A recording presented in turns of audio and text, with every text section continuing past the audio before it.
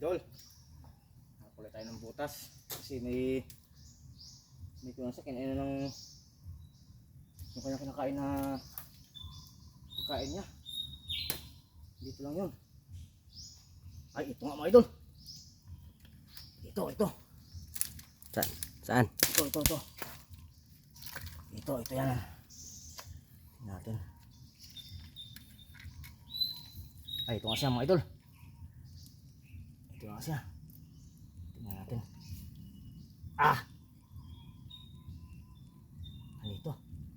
Dahan ang kamay. Ay, malambot siya mga idol. Malambot. Ayun oh.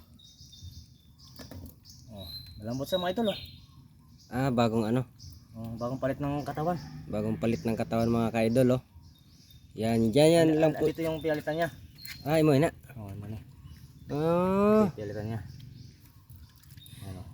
Yan po mga ka-idol, para malaman po ninyo kung may laman ba o wala yung butas ng alimango. Yan po. Ito, palit siya ng katawan niya. Ipatingin niya. Malambot. Bagong palit pala ng katawan niya mga ka-idol, oh. Parang kahagabi lang yata eh. Oh, ang lambot mga ka-idol.